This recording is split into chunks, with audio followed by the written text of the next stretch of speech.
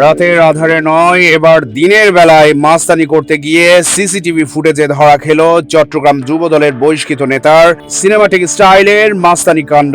CCTV ফুটেজে দেখা যায় প্রকাশ্যে এক ব্যক্তিকে বেধড়ক মারধর করছে যুবদলের বহিষ্কৃত নেতা এম এ জলিল। তার সঙ্গে রয়েছে আরো কয়েকজন। তবে জলিলের দাবি, যাকে পেটাচ্ছেন ওই যুবক এলাকার ছোট ভাই। এটা তেমন কিছুই না, বরং বলা যায় বড় ভাইয়ের শাসন। স্বজনদের সামনেই দলবল নিয়ে ইট কাঠ সহ এলোপাতারি কিল ঘুষি লাথি মেরে রাসেল দত্ত নামের এক যুবককে রক্তাক্ত করে জলিলের মাস্তান দল। জলিলের অপকর্ম নতুন নয়, বলছে আন্দরকিল্লা, জামাল খান, মমিন রোড সহ আশপাশের এলাকার লোকজন। তারা বলছেন আগস্ট থেকেই জলিল বেপরোয়া হয়ে নিজেকে নেতা সাজিয়ে ভয় দেখাতে কথায় কথায় মারধর ও হামলা চালাচ্ছে মাস্তানি স্টাইলেই। কয়েক মাস আগেও জলিল চেরাগি পাহাড় মোড়ে গণমাধ্যম কর্মী ও সাংস্কৃতিক কর্মীদের উপর হামলা চালায় দল বেঁধেই। নানা অপকর্মে জড়িয়ে চট্টগ্রাম নগরের কোতোয়ালি থানা যুবদল থেকে বহিষ্কারের খড়গ কাঁধে ওঠে ক্ষমতায় না থেকেও ক্ষমতাধর বেপরোয়া জলিল। তার এমন অপকর্মের চেহারার দৃশ্য ফুটে উঠেছে চট্টগ্রাম প্রতিদিনের কাছে আসা সিসিটিভি ফুটেজে। অনুসন্ধান বলছে, চাঁদার টাকা না পেয়েই রাসেল দত্তের উপর হামলা চালিয়ে চাঁদার টাকা পকেট কাটতে চেয়েছিল জলিল। সিএমপির কোতোয়ালি থানায় রাসেলের স্ত্রী জেসিকা জুলিয়ানা ডি সিলভার করা অভিযোগে এমন তথ্য জানান দিচ্ছে। তবে এমন মারধর কাণ্ডে সিসিটিভি ফুটেজে জলিলকে হিংস্র চেহারায় বেপরোয়া মারধর করতে দেখা গেলেও থানায় করা নালিশে জলিলের নাম অদৃশ্যই থেকেছে। অনুসন্ধান বলছে, জীবনের ভয়ে প্রাণে বাঁচতেই মার খেয়ে রক্তাক্ত হয়েও জলিলের নাম অদৃশ্যই থেকেছে ভুক্তভোগী পরিবারের অভিযোগে। জলিল ফেসবুক সূত্র বলছে, জলিলের পুরো নাম এম এ জলিল, পদ পদবী চট্টগ্রাম নগরের কোতোয়ালি থানা যুবদলের বহিষ্কৃত নেতা। তবে জলিলকে লোকে চেনেন মাস্তান জলিল নামে। দিন রাতের বেশিরভাগই সময় কাটে তার কোতোয়ালি থানা এলাকায়। প্রভাব দেখায় থানা পুলিশকেও, পেটায় সাংবাদিক ও সাংস্কৃতিক কর্মীদেরও। কথায় কথায় মারধর ও পেটানো এ যেন জলিলের কাছে মামুলি ব্যাপারই। নগর বিএনপি ও অঙ্গ সংগঠনের বেশিরভাগ নেতার সঙ্গে তার সম্পর্ক ভালো নেই।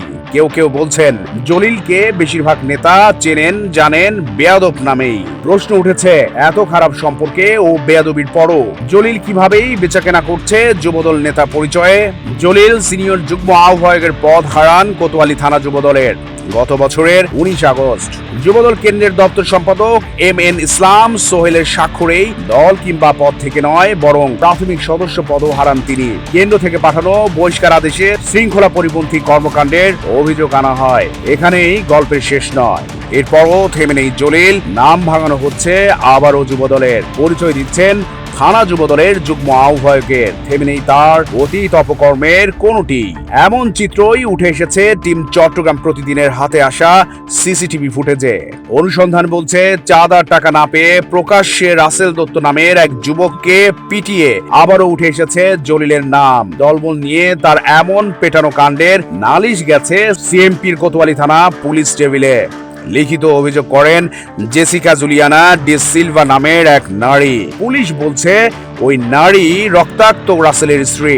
টিম চট্টগ্রাম প্রতিদিন অনুসন্ধান বলছে, কোতোয়ালি থানা যুবদলের বহিষ্কৃত সিনিয়র যুগ্ম আহ্বায়ক আব্দুল জলিলের নেতৃত্বেই চলে এই হামলা। সিসিটিভি ফুটেজে দেখা যায় রাসেলকে বেধড়ক মারধরে সরাসরি অংশ নেন বহিষ্কৃত নেতা জলিল। হামলায় অংশ নেন আরো কয়েকজন মাস্তান প্রকৃতির যুবক। তবে জলিল বেশ মারমুখী ও হিংস্র চেহারায় ছিলেন। থানায় দুজনের বিরুদ্ধে অভিযোগ করে ভুক্তভোগী যুবকের স্ত্রী। নেতৃত্ব থাকার পরও জলিলের নাম অভিযোগ ওঠেনি। এর জবাবও অদৃশ্য থাকছে এবারের হামলা কাণ্ডেও। নাম প্রকাশ না করবার শর্তে ভুক্তভোগী পরিবারের লোকজন বলছে, জলিলের নামে অভিযোগ উঠলে প্রাণ নাশের বেশ সম্ভাবনার কথা।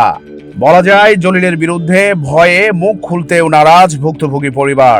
অভিযোগের সূত্র ধরে পুলিশ বলছে, স্বামী রাসেল দত্ত সহ সন্তানদের নিয়ে পৈতৃক বাড়ি চট্টগ্রাম নগরের জামাল খানের বসবাস খ্রিস্টান সম্প্রদায়ের রাসেল দম্পতির। 16 জানুয়ারি বিকেল 4:30টায় লালখান বাজারের একরাম ও জামাল খানের আমির উদ্দিন সহ কয়েকজন খ্রিস্টিয়ান পরিবার জেসিকাদের বাড়িতে এসে 2 লাখ টাকা চাঁদা চান। 10 দিনের মধ্যে এই টাকা না দিলে ভয় দেখানো হয়, নিজেদের ভিটে বাড়ি ছাড়া করবে খ্রিস্টান ওই পরিবারটিকে। 24 জানুয়ারি বিকেল 3:30টার দিকে আবারও তারা জেসিকাদের নির্মাণাধীন ফ্ল্যাটের সামনে আসেন দলবল নিয়ে। তারা ফ্ল্যাটের বন্ধ দরজায় লাথি দিতে দিতে চাঁদার টাকা চান। এই সময় বাহির থেকে ঘরে ফিরছিলেন জেসিকার স্বামী রাসেল দত্ত। বাড়ির আঙিনায় আসলে রাসেলের উপর শুরু হয় অমানবিক আক্রমণ। ইট কাঠ দিয়ে চলে এলোপাতাড়ি মারধর। চোরের মতোই পেটানো হয় নির্দয়ভাবেই রাসেলকে। ঘটনার সিসিটিভি ফুটেজ হাতে আসে টিম চট্টগ্রাম প্রতিদিনের। দেখা যায় বাড়ির আঙিনায় রাসেলকে এলোপাতাড়ি মারধর শুরু করেন দুই ব্যক্তি। এরপরই রাসেলকে মারধরে সরাসরি অংশ নেন কোতোয়ালি থানা যুবদলের বহিষ্কৃত সিনিয়র যুগ্ম আহ্বায়ক আব্দুল জলিল। শুরুতেই কাঠের টুকরো দিয়ে পেটালেও পরে ইট হাতে মারতে থাকে রাসেলকে। অমানবিক ও নির্দয় মারধরের শিকার রাসেল রক্তাক্ত হয় ততক্ষণেই। ভুক্তভোগী রাসেল দত্তের স্ত্রী জেসিকা জুলিয়ানা ডি সিলভার থেকে জানতে চায় টিম চট্টগ্রাম প্রতিদিন। জানান হামলার ঘটনায় কোতোয়ালি থানায় অভিযোগের কথা। তিনি বলেন, বুধবার তদন্ত কর্মকর্তার সঙ্গে থানায় কথা বলে বাকি পদক্ষেপ সম্পর্কে জানাতে পারবেন। এই সময় হামলায় সরাসরি অংশ নিয়েও বহিষ্কৃত যুবদল নেতা আব্দুল জলিলকে অভিযুক্ত না করার বিষয়ে জানতে চাইলে বিব্রত ও আতঙ্কের সুরে জেসিকা জানান এ বিষয়ে কোনো কথা বলতে চান না। জি দিছি। না, ওটা এখনো হয়নি। এটা আমরা এখনো আমাদেরকে এখনো ডাকাই। আমরা ওইটা পরে দেখবো আমরা। কালকে আমাদেরকে ডাকাইছে, আমরা ওইটার পরে বলবো। আসলে এগুলো রাজনীতির ব্যাপারে আসলে আমি এগুলি বলতে পারবো না, কারণ আমরা ওগুলি সব অজ্ঞাত না বা আমরা ওগুলিকে ভালো করে চিনি না, ঠিক আছে? আমি আসলে এগুলি ব্যাপারে এখন কথা বলতে হামলার বিষয়ে বহিষ্কৃত যুবদল নেতা আব্দুল জলিল চট্টগ্রাম প্রতিদিনকে বলেন, রাসেলরা একটি ফ্ল্যাট দখল করে রেখেছেন, সেটির বিচার করতে যাই আমরা। এ সময় ডাকাত করে চিৎকার দেয়ায় এই অনাকাঙ্ক্ষিত ঘটনা ঘটে। না, ওটা একটা অনাকাঙ্ক্ষিত ঘটনা, বুঝছেন? ওরা একটা ফ্ল্যাট দখল করে রাখছিল তো একজনের। হ্যাঁ, ওইটা নিয়ে আমরা বিচার করতে গেছি। উনি ওই ডাকাত করে ডাকছে তো ওইটা নিয়ে মানে একটা অনাকাঙ্ক্ষিত ঘটনা আর কি। চাঁদা দাবির অভিযোগ নিয়ে জানতে চাইলে অস্বীকার করে বলেন, চাঁদা চাওয়ার তথ্য সঠিক না।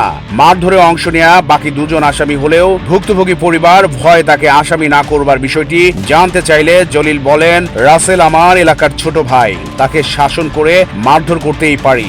সে আমার ছোট ভাই, তার বিচার আমি করতেই পারি। আজকেও কোর্টে তার সাথে কথা হয়েছে। না, চাঁদার বিষয় তো এখানে কিছু আসে না। কে বলছে চাঁদা চাইছি আমরা এখানে? এখানে তো চাঁদার বিষয় তো কিছু না। আমার এলাকার ছোট ভাই রাসেল, সে আমার ছোট ভাই, তার বিচার আমি করতেই পারি। ওর সাথে আজকে আমার সাথে কোর্টে আলাপ হয়েছে ওগুলো নিয়ে। এক পর্যায়ে জলিল বলেন, আমাদের প্রেস ক্লাবের সুযোগ সুবিধায় সবকিছুতেই আমি থাকি। আমি অন্যায় কাউকে করতে দিও না, আমি নিজেও অন্যায় করি না। কাউকে প্রকাশ্যে দলবল নিয়ে ইট কাঠ দিয়ে এলোপাতাড়ি মারধর করে আহত করাটা ন্যায় কিনা জানতে চাইলে ক্ষিপ্ত হয়ে ওঠেন বহিষ্কৃত যুবদল নেতা জলিল। এক পর্যায়ে রাগান্বিত হয়ে সংযোগ বিচ্ছিন্ন করে দেন। কালকে প্রেস ক্লাবের মানববন্ধনে আমি ছিলাম, ওখানে আমি কোচিভাইজদের সাথে কথা বলছিলাম। আপনাদের যে প্রেস ক্লাবের যত সুযোগ সুবিধায় সবকিছুতে আমি থাকি। আমি অন্যায় কাউকে করতে দিও না, আমি নিজে অন্যায় করি না। আপনি তো সব জানছেন। আমার জানার পরে আপনি আমাকে পেঁচাচ্ছেন। লিখতে পারেন, যত আপনার কলম শক্তি আছে আপনি লিখতে পারেন। চট্টগ্রাম প্রতিদিন নিউজ ডেস্ক।